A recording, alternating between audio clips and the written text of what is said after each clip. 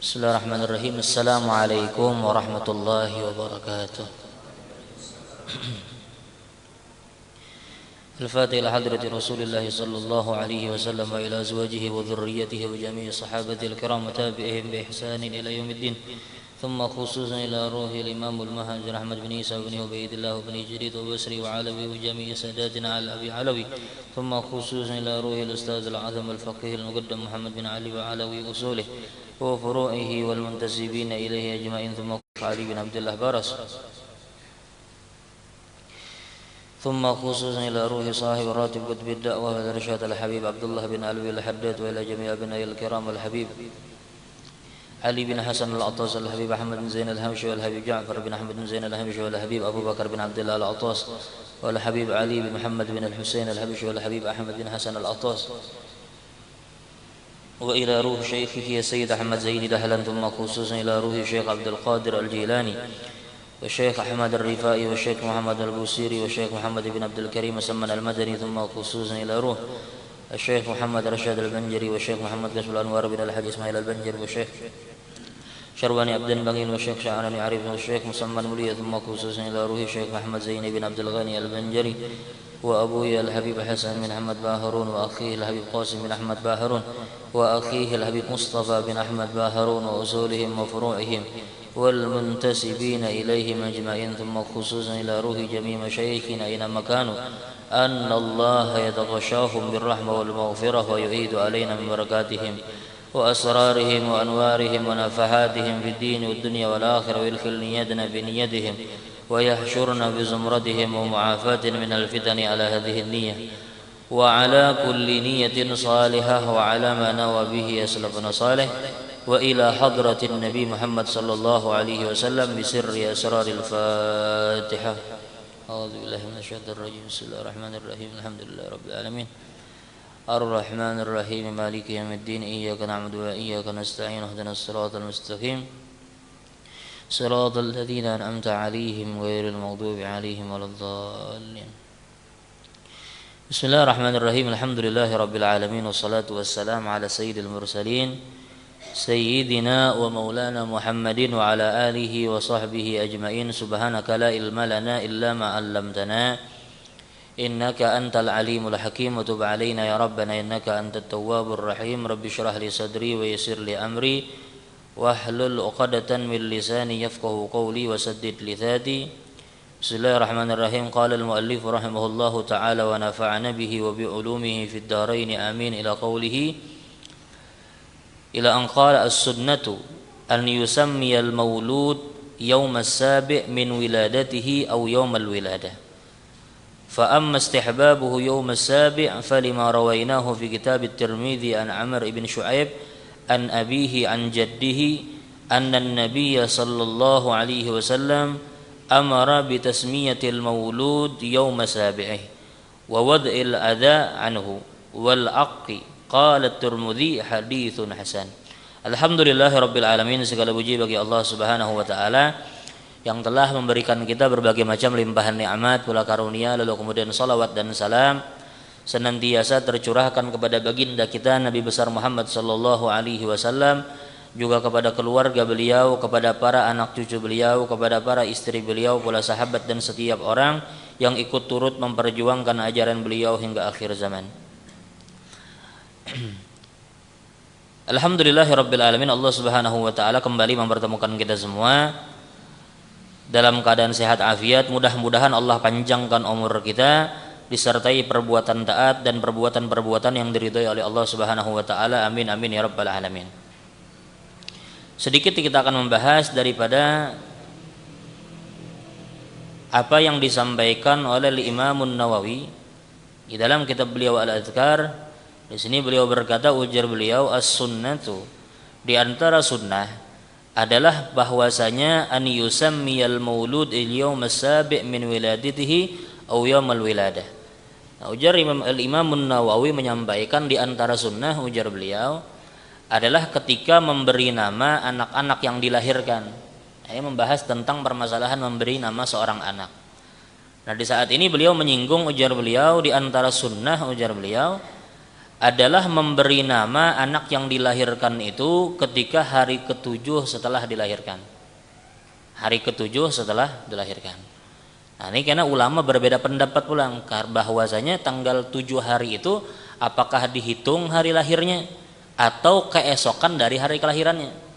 Nah, sebagian ulama berpendapat bahwasanya yang dimaksud memberi nama di hari ke-7 itu adalah dihitung dari hari lahirnya. Kalau ibarat tanggal 1-nya lahir, berarti tanggal 7-nya dinamai. Nah, di sini ujar beliau di antara sunnah adalah memberi nama anak yang dilahirkan itu ketika hari ke-7 daripada kelahirannya. Atau ujar beliau pendapat yang lain mengatakan bahwasanya sunnahnya adalah memberi nama ketika hari kelahirannya. Ya, makanya kita kan ada mengenal yang namanya batasmiyah. Nah, cuman memang setidaknya kalaupun juga kita kada langsung bisa batasmiyah saat itu, maka minimal kita memberi nama dulu dengan anak tadi. Artinya memanggil dengan nama yang kita beri. Lalu setelah itu kita berharap meminta keberkahan dari orang-orang soleh untuk memberikan nama tersebut kepada anak kita yang baru dilahirkan. Maka ujar ulama kalau seandainya seperti itu, maka diperbolehkan membiarkan waktu lebih dari 7 hari. Nah, ini kan sunnahnya. Tapi kalau seandainya kita bisa menemukan orang soleh yang dapat memberi nama anak kita, berarti batasmiyah tadi, maka lebih dianjurkan menunggu orang soleh tersebut untuk memberikan nama anak kita. Nah, kenapa? Karena sahabat itu tidaklah ada di antara mereka yang melahirkan dan mendapatkan seorang anak, melainkan mereka itu akan menyodorkan kepada Nabi untuk diberikan nama. Nah, itu. Entah itu pas hari lahir, atau bahkan di hari ke-7, atau bahkan lewat daripada hari ke-7. Nah, cuman di sini bahwasanya ujar Imam Nawawi disunnahkan untuk memberi nama anak di hari ke-7 atau mengikuti pendapat yang lain mengatakan hari pertama kelahiran. Nah, ini. Lalu kemudian ujar beliau, adapun kesunahan memberi nama anak di hari ke-7 adalah berdasarkan dengan hadis yang diriwayatkan di dalam kitab Tirmidzi daripada sahabat Amr ibn Shu'aib, daripada ayahnya, daripada kakeknya, bahwasanya kakeknya menyampaikan bahwasanya Rasulullah Shallallahu Alaihi Wasallam memerintahkan untuk memberi nama anak-anak yang dilahirkan di hari ke-7 daripada sejak kelahiran. Dan ketika itu ujar Nabi memerintahkan ketika itu untuk meletakkan ini bahwa il-adani maksudnya adalah memotong rambut si anak. Jadi di tanggal ke-7 itu, hari ke-7 itu anak itu diberi nama dan anak itu dipotong rambutnya. Nah, kenapa? Karena memotong rambut ini pernah di dalam satu riwayat yang dipaparkan oleh di dalam kitab Futuhat Rabbaniyah bahwasanya anak yang baru dilahirkan itu pernah satu kali Sayyidah Fatimah ketika melahirkan Sayyidina Al-Husain, ketika itu Sayyidah Fatimah ini diperintahkan Nabi untuk memotong rambut Sayyidina Husain, lalu kemudian rambut tersebut ditimbang beratnya berapa, lalu kemudian disedekahkan dengan perak.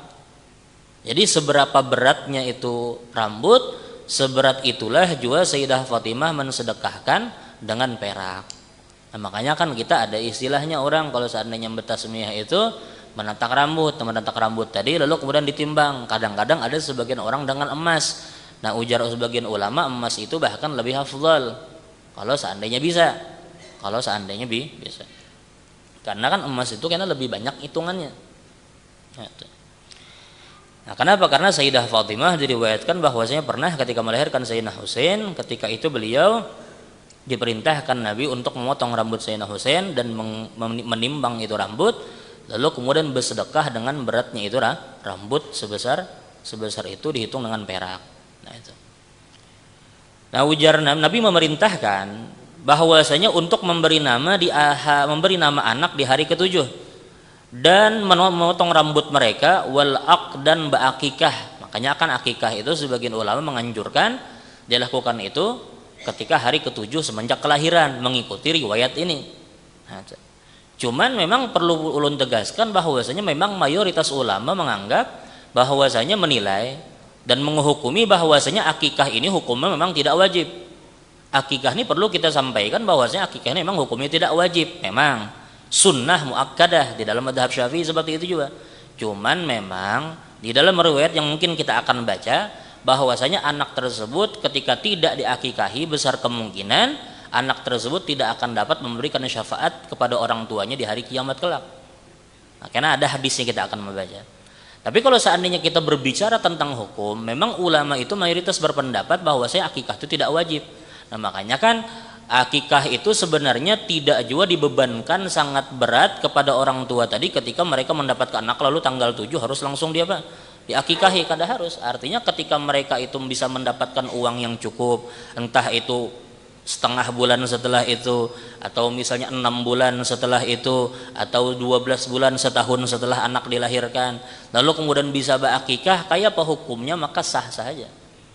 Bahkan kalau seandainya pun orang tua misalnya tidak mampu untuk mengakikahi anaknya, lalu kemudian sampai besar anaknya, sampai dewasa anaknya, maka ketika itu anak tersebut dituntut untuk mengakikahi dirinya sendiri dan tidak membebankan kepada orang tuanya. Nah, itu. Cuman kan kalau seandainya bisa tadi berakikah, nah, itu. Sebagai bentuk syukur kita kepada Tuhan. Tapi kalau seandainya kita katakan, harus kita ketahui hukum itu adalah hukum sunnah. Cuman kita kadang juga meremehkan permasalahan sunnah ini. Nah, itu. Makanya kan ulun kadang-kadang melihat ada sebagian orang tua nih berhutang untuk mengadakan akikah. Sebujurnya kalau seandainya kita katakan ya boleh-boleh aja. Nah, itu. Apalagi kan itu berkaitan dengan ada kebesar kemungkinan berkaitan dengan syafaat si anak kepada orang tuanya kelak.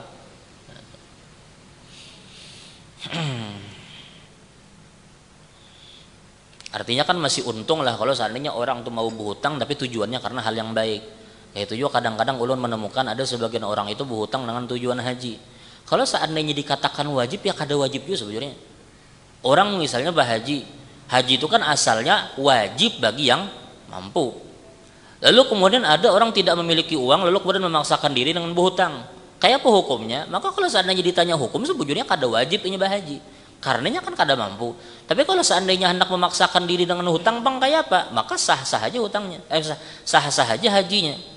Bahkan kan di dalam satu riwayat Nabi Muhammad itu pernah menyampaikan bahwasanya di antara hal yang paling mujarab untuk memudahkan rezeki itu adalah dengan melaksanakan ibadah haji. Di antara cara yang paling mujarab untuk melapangkan kita untuk mendapatkan rezeki, sebagaimana Nabi pernah tegaskan itu di sebagian riwayat, bahwasanya dengan melaksanakan ibadah haji. Nah, makanya kan kita ada sebagian orang itu memaksakan diri dengan berhutang, tujuannya untuk melaksanakan haji. Kenapa? Karena memang haji ini gambarannya adalah seperti alat untuk memancing rezeki. Ketika orang berhaji itu pian perhatikan aja, orang habis berhaji itu jarang di antara orang habis berhaji itu hidupnya makin melarat. Pasti hidupnya makin nyaman. Nah, itulah keutamaan orang yang berhaji. Mudah-mudahan kita berrezeki dengan haji-haji yang mabrur. Nah, itu. Apalagi kan pernah disampaikan oleh sebagian ulama bahwasanya orang yang haji itu sebenarnya sebenarnya sedang menanam pahala jariah. Kenapa?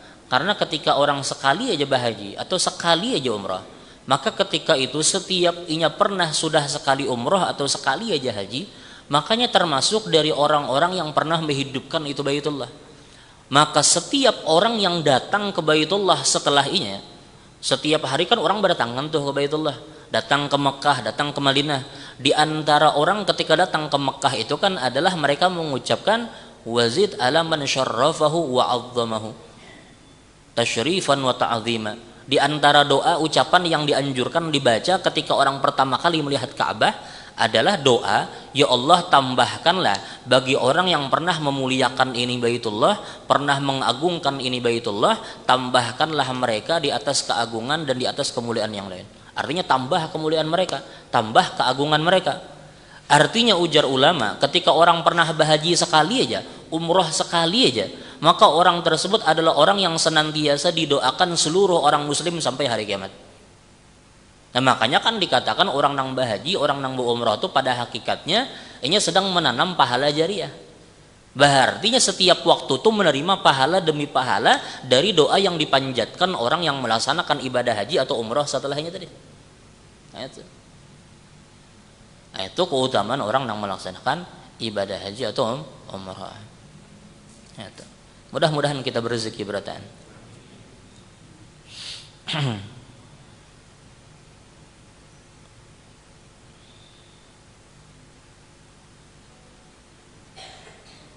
Nah tadi adalah ujar Nabi memerintahkan untuk memberi nama anak ketika tanggal ke-7, hari ke-7, dan memotong rambut mereka dan melaksanakan akikah. Nah akikah ini ulun sampaikan hukumnya sunnah, cuman jangan juga lalu kemudian menjadikan kita meremehkan perkara itu. Karena ini memang agak, bahkan Nabi Muhammad itu kan memerintahkan untuk melaksanakan akikah. Kalau seandainya Nabi itu menyuruh aja harusnya kita mendengar, harusnya. Sekali aja harusnya Nabi itu menyuruh, harusnya kita tuh langsung patuh untuk menempati apa yang disampaikan Nabi.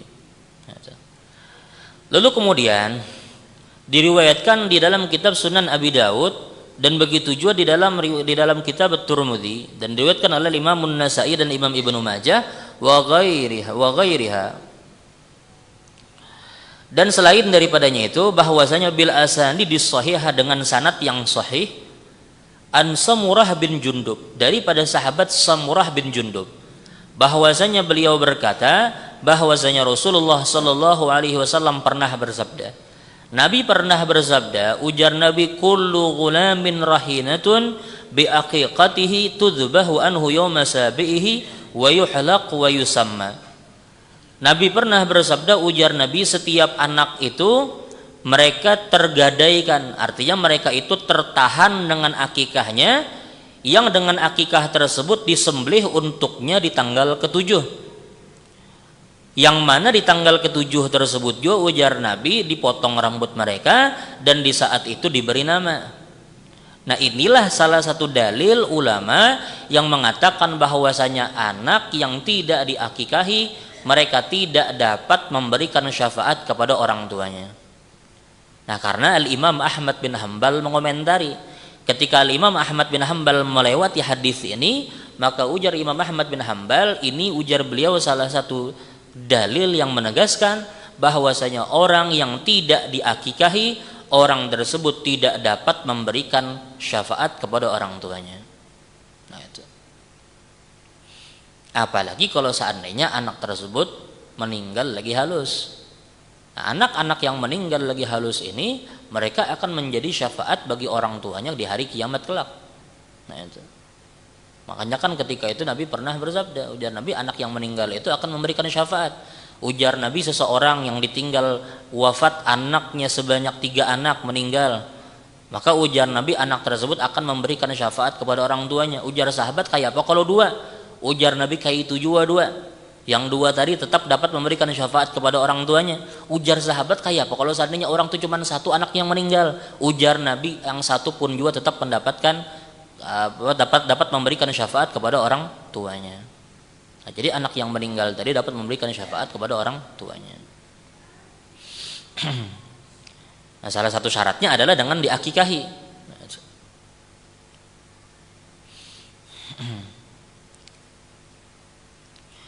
Wa qala Tirmidzi haditsun hasanun sahih.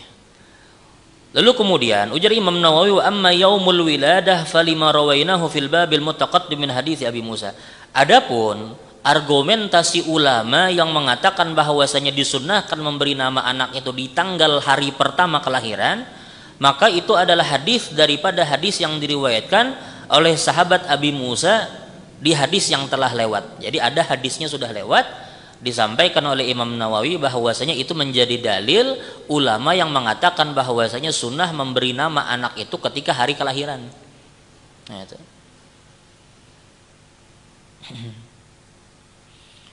Belum bercepat, ini artinya sudah dimaklumi ya sudah.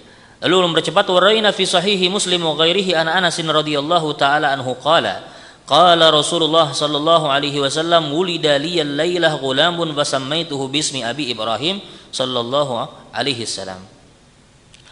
Diriwayatkan daripada kitab Sahih Muslim dan selain daripada Sahih Muslim daripada sahabat Anas bin Malik bahwasanya beliau berkata, Rasulullah sallallahu alaihi wasallam pernah bersabda, ujar Nabi pernah berkata, ujar Nabi, telah dilahirkan untukku, artinya aku ini sudah mendapatkan anak malam ini.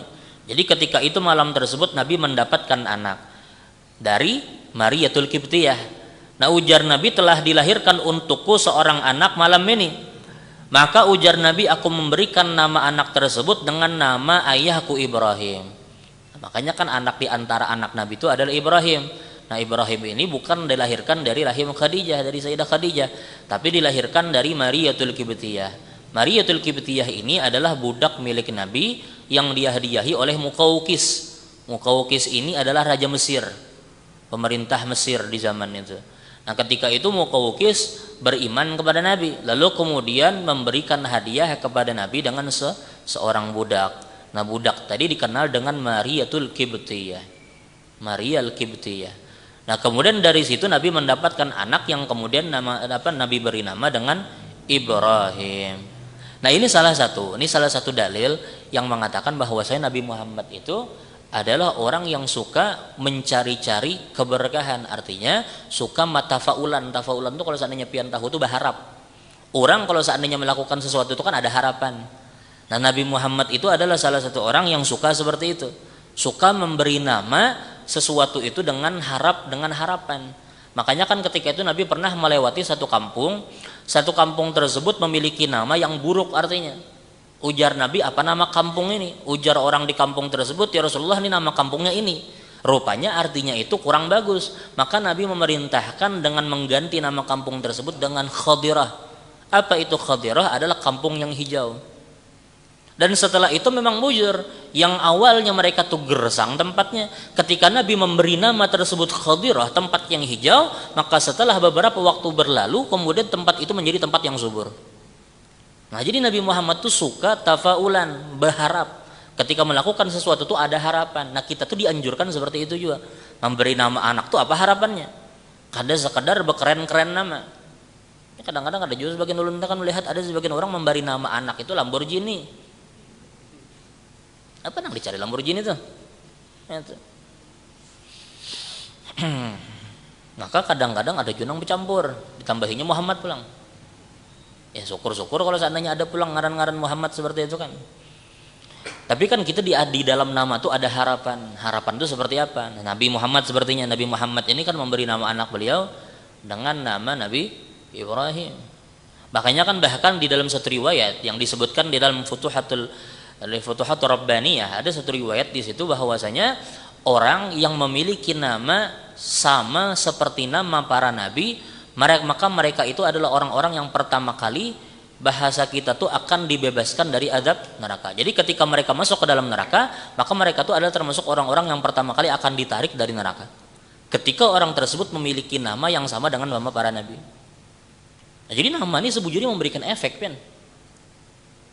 Bahkan sekelas orang yang sama namanya dengan nama Nabi, maka mereka ini adalah orang-orang yang menjadi bahasa kita itu adalah orang yang menjadi prioritas untuk keluar daripada neraka. Nah, itu. Sekalipun misalnya mereka sempat juga masuk ke dalam neraka, tapi mereka adalah orang-orang yang diprioritaskan untuk keluar lebih cepat dari neraka. Karena sebab apa? Karena sebab mereka namanya mereka itu sama seperti nama para nabi. Nah, jadi memang nama itu memberikan bekas, kan? Makanya kan kita dianjurkan untuk memberi nama itu dengan nama-nama yang bagus, dengan nama-nama para nabi, dengan nama-nama yang dianjurkan Nabi, atau dengan nama-nama orang-orang yang saleh. Nah, itu. Ya, kadang-kadang ada juga sebagian orang itu kan mengarang-arang, mencari di Google kan, apa nama yang bagus kesan anak, ya, itu rupanya dijadikan nama anak. Nah, itu. Padahal nama itu bujur-bujur memberikan efek di hari kiamat kelak. Nah, itu.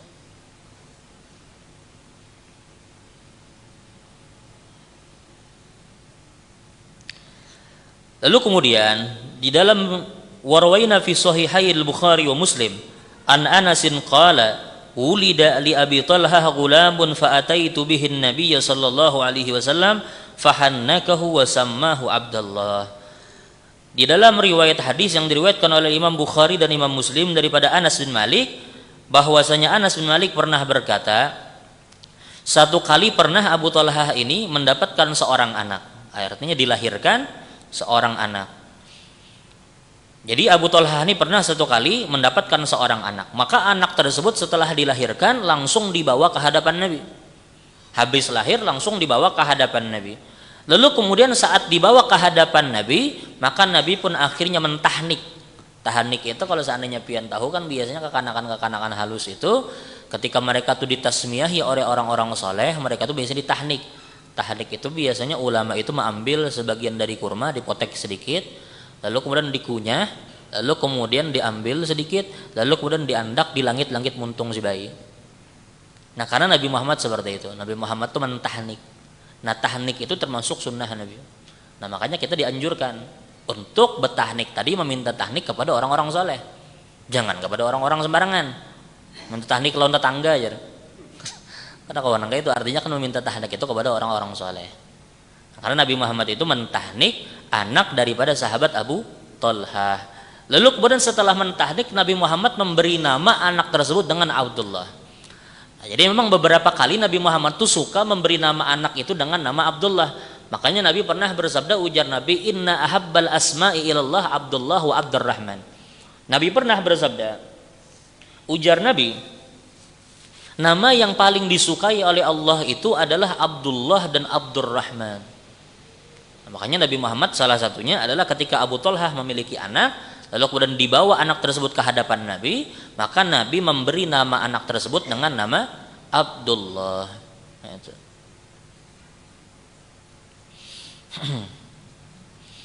Lalu kemudian warawaina fi sahihaihima an Sahal ibn Sa'id As-Sa'idi radhiyallahu ta'ala anhu qala utiya bil Mundhir ibn Abi Usaid ila Rasulillah sallallahu alaihi wasallam hina ulid fawada'ahu an-nabiy sallallahu alaihi wasallam ala fakhidhihi wa Abu Usaid jalis falahya an-nabiy sallallahu alaihi wasallam bi syai'in baina yadayhi fa amara Abu Usaid bi ibnihi fahtumila min ala fakhidhin nabiy fa aqbaluhu فاستفاق النبي صلى الله عليه وسلم فقال أين الصبي فقال أبو أسيد أقبلناه يا رسول الله قال وما اسمه قال فلان قال لا ولكن اسمه المنذر فسماه يومئذ المنذر.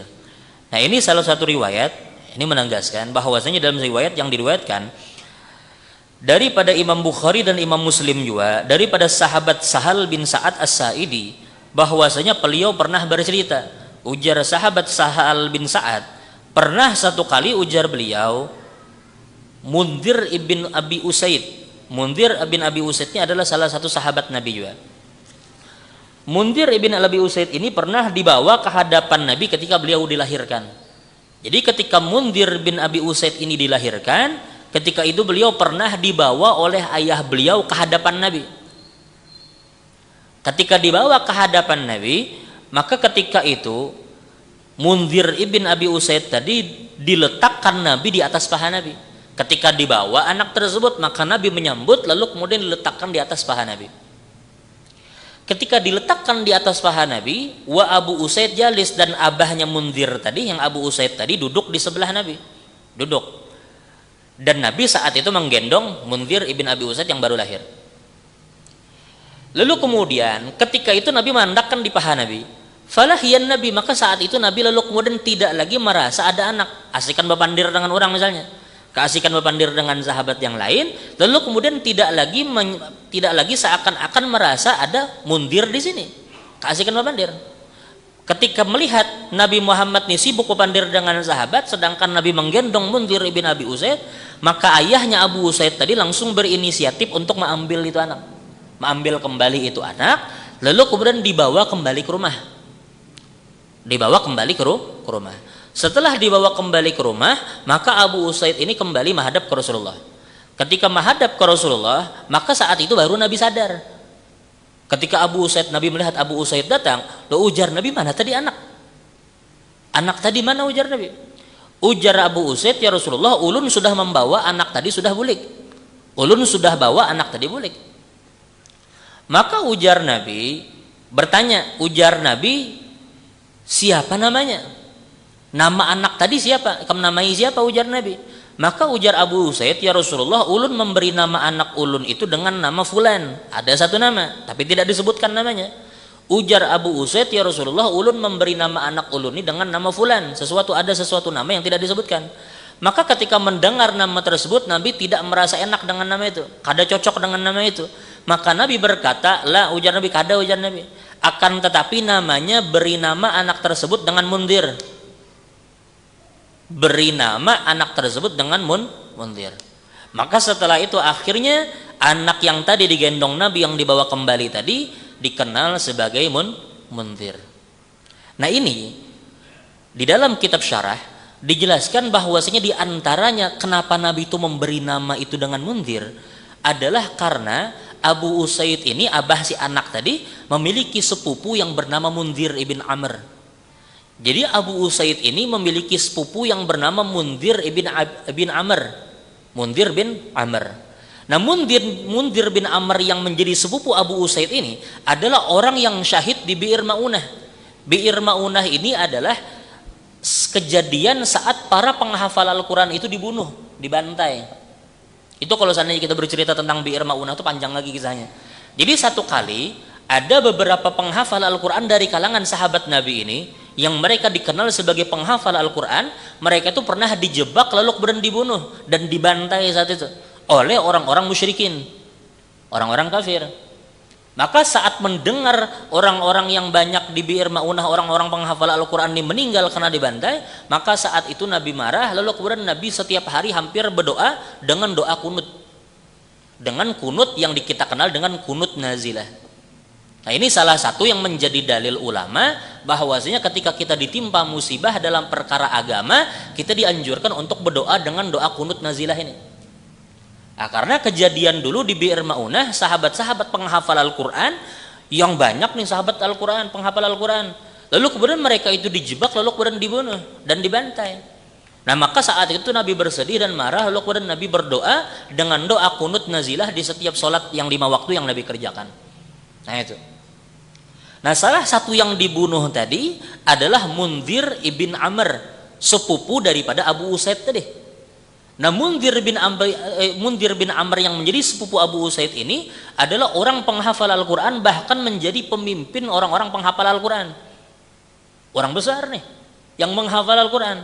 Maka ketika meninggal Mundhir tadi, lalu kemudian Abu Usaid sepupunya memiliki anak, maka Nabi Muhammad itu memberi nama anak tersebut Mundhir dengan harapan mudah-mudahan ini bisa menjadi ganti dari Mundhir yang sudah wafat. Nah inilah salah satu dalil bahwasanya Nabi Muhammad itu suka yang namanya tafaulan. Tafaulan itu suka berharap, ada harapan. Nah makanya kan kita tuh dianjurkan, makanya ulun sering berulang-ulang kali sampaikan, setiap pekerjaan itu kalau bisa ada harapan. Anak misalnya diberi nama siapa, ada harapan di situ. Kita misalnya hendak membangun rumah, harapannya apa di situ. Oh kita misalnya hendak misalnya membantu fulan, apa harapannya. Harus harus menyiapkan harapan itu apa. Nah mudah-mudahan dengan harapan tadi Allah mau melihat harapan kita dan mengabulkan itu. Nah sebagaimana Nabi Muhammad tadi memberi nama Mundhir tadi bukan tanpa alasan, tapi alasan Nabi tadi memberi mudah-mudahan Mundhir yang baru lahir ini dapat menggantikan Mundhir yang sudah wafat itu. Nah, itulah Nabi Muhammad melajari kita. Nah, itu. Ada misalnya cucu misalnya berisi beri nama yang kemudian kita memiliki harapan di situ. Nah, itu. Jangan lalu kemudian memberikan nama itu sekedar kadang memiliki harapan apa-apa. Nah, itu.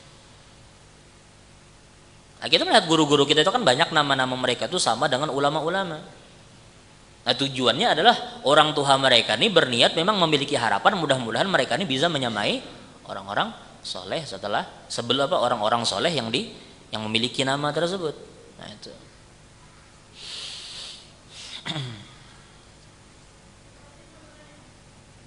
Makanya kan di antara hak seorang anak terhadap orang tuanya, artinya di antara kewajiban yang wajib dipenuhi oleh orang tuanya kepada si anak adalah memberi nama anak yang baik. Memberi nama anak yang baik ini bukan sekedar cuma nyaman didengar, tapi sekiranya anak tersebut bangga ketika namanya itu tersebut dipanggil di hari kiamat kelak. Karena nama kita di dunia ini adalah nama yang kemudian kita dipanggil di hari kiamat kelak. Ibarat seluruh manusia itu berkumpul, nama kita disebut, maka nama tersebut adalah nama yang didengar oleh seluruh manusia di padang mahsyar nanti. Di hari kiamat kelak, nama kita itu yang diberi nama di dunia itu akan dipanggil dan disebut di hadapan semua manusia dari zaman awal sampai zaman kiamat, sampai hari kiamat. Nah, makanya kan Nabi Muhammad itu menganjurkan untuk memberi nama yang kemudian nama tersebut bisa menjadi kebanggaan bagi si anak karena memiliki nama itu. Nah, itu. Apalagi tadi ulun sampaikan nama itu memberikan efek. Contohnya tadi nama yang sama seperti nama para nabi. Bahkan Al-Imam Suyuti, begitu juga Imam Ibnu Hajar meriwayatkan bahwasanya dan mengutip hadis ini dan mengomentari bahwasanya hadis ini hasan. Walaupun sebagian ulama ada yang mendhaifkan, bahkan mengatakan pada maudhu. Ala kulli hal, intinya Imam Suyuti menyampaikan ada satu hadis Nabi pernah bersabda, ujar Nabi, di antara keutamaan orang yang memiliki nama Muhammad, ujar Nabi, barang siapa yang kemudian memiliki anak lalu kemudian memberi nama anaknya itu Muhammad semata-mata untuk mengambil keberkahan dariku, ujar Nabi, maka anak tersebut masuk ke dalam surga beserta orang tuanya. Sebab nama Muhammad nih, orang bernama Muhammad, ujar Nabi, semata-mata karena mencintai dan mengambil keberkahan dariku, ujar Nabi, maka ujar Nabi orang tersebut masuk ke dalam surga beserta orang tuanya. Bukan cuma orang anaknya itu yang bernama Muhammad, bahkan orang tuanya pun diberikan Nabi wewenang untuk masuk ke dalam surga. Nah, sekalipun hadisnya memang diperdebatkan oleh para ulama, ala kulli hal, nama itu memang memberikan efek. Nah itu. Supaya kita tahu bahwa itu memang, makanya kan kita melihat ada rata-rata orang itu bangaran Muhammad. Biar aja panjang namanya ke belakang, yang penting awalnya ada Muhammad. Biar aja namanya panjang ke belakang, yang penting namanya ada Ahmad. Nah tadi karena berharap mudah-mudahan anak tersebut masuk ke dalam surga, dan dengan sebab itu akhirnya orang tuanya pun masuk ke dalam surga.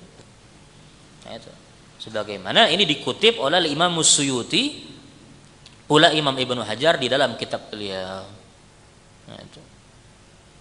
Makanya kan ujar Imam Busiri di dalam Burdah, beliau berkata, fa inna li dhimmatan minhu bi tasmiyati Muhammadan wa huwa awfal khalqi bidzimami.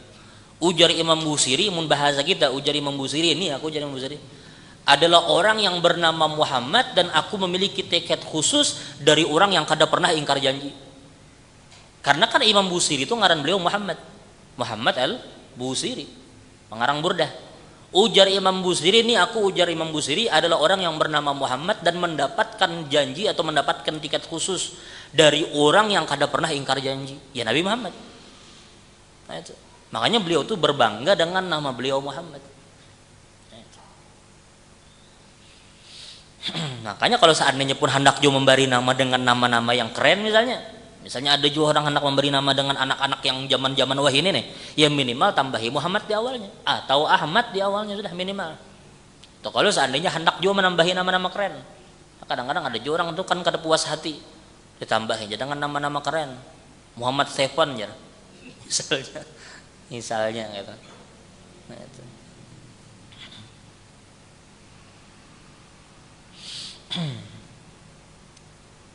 Nah, di sini kita mengetahui bahwasanya Islam itu adalah agama yang memang melajari kita bukan cuma dari kehidupan kita, bahkan melajari kita bagaimana mengajari ini anak, artinya merawat anak ini pun dari nama pun diperhatikan di dalam syariat agama Islam.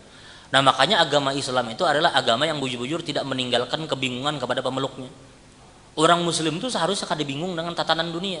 Ini sudah ditata dari awal inya lahir sampai inya bebini, sampai inya berisi anak, sampai inya meninggal. Itu semua sudah diatur di dalam Islam. Sudah ada rambu-rambunya. Hendak memberi nama anak kayak apa nang bagus. Hendak memberi nama anak kapan bagusnya. Itu semua sudah dijelaskan di dalam agama Islam. Makanya kan agama Islam ini adalah agama yang istimewa dibanding agama-agama yang lain. Kenapa? Karena agama Islam ini adalah penyempurna dan agama yang paling sempurna. Coba pian bayangkan di mana ada agama yang sampai memperhatikan nama si anak yang baru lahir. Kayak itu juga kadang-kadang di mana ada agama yang memperhatikan bahkan kada cuman dari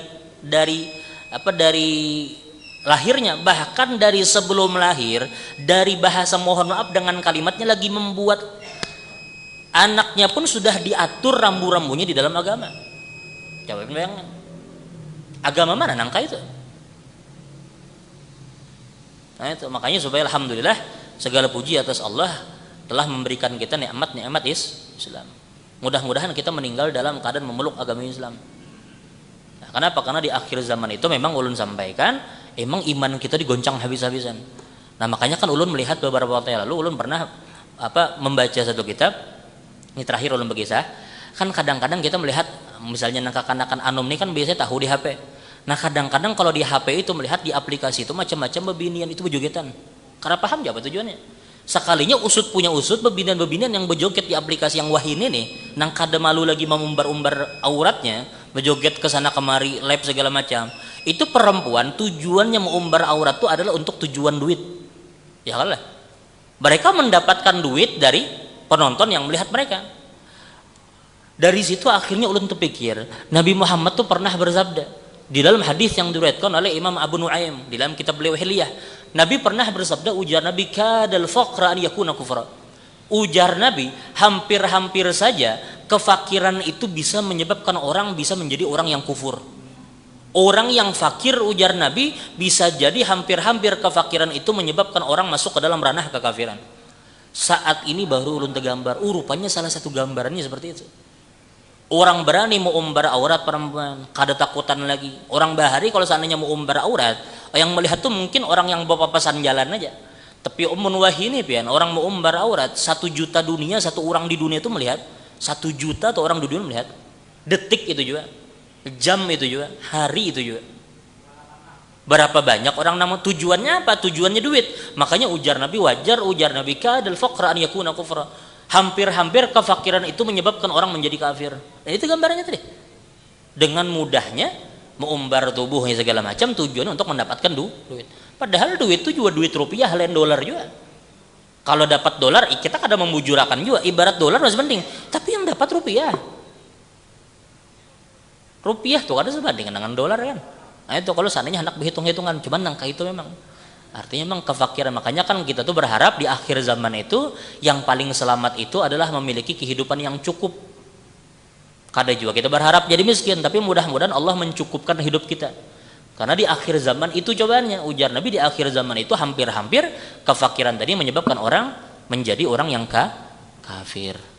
Wallahu alam bissawab. Mudah-mudahan yang sedikit ini memberikan kita manfaat dunia akhirat. Allah ampuni dosa kita, Allah ampuni dosa keluarga kita, Allah ampuni dosa sanak jiran kita. Mudah-mudahan Allah tutup aib dan kekurangan kita. Mudah-mudahan Allah Subhanahu wa taala berkenan menutup mata kita daripada melihat aib dan kekurangan orang lain, dan mudah-mudahan Allah Subhanahu wa taala menutup aib dan kekurangan kita, dan mudah-mudahan Allah Subhanahu wa taala berkenan memberikan kita keturunan yang saleh salehah, dan mudah-mudahan Allah Subhanahu wa taala menjaga keturunan kita dari segala macam fitnah akhir zaman, dan mudah-mudahan pada akhirnya Allah wafatkan kita semua dalam keadaan husnul khatimah ba'da tulul umur fi sihatin wa khairin wa afiyah ala hadhihi an-niyyah wa ala kulli niyyatin salihah wa ala ma nawa bihi aslafuna salih wa ila hadratin nabi Muhammad sallallahu alaihi wasallam bisirri asraril Fatihah. A'udzu billahi minasyaitonir rajim. Bismillahirrahmanirrahim. Alhamdulillahi rabbil alamin arrahmanir rahim maliki yaumiddin. Iyyaka na'budu wa iyyaka nasta'in ihdinas siratal mustaqim siratal ladzina an'amta 'alaihim ghairil maghdubi 'alaihim waladdallin. Amin. Bismillahirrahmanirrahim. Alhamdulillahi rabbil alamin wassalatu wassalamu ala sayyidil mursalin sayyidina maulana Muhammadin wa ala alihi wa sahbihi ajmain. Allahumma ighfir lana wa li walidina wa li masyayikhina wa li jami'il muslimina wal muslimat wal mu'minina wal mu'minat al ahya'i minhum wal amwat. Rabbana taqabbal minna innaka antas samiul alim wa tub 'alaina ya rabbana innaka antat tawwabur rahim. Rabbana atina fid dunya hasanah wa fil akhirati hasanah wa qina adzabannar. Subhana rabbika rabbil izzati amma yasifun wa salamun alal mursalin walhamdulillahi rabbil alamin. Ulun minta halal minta ridha.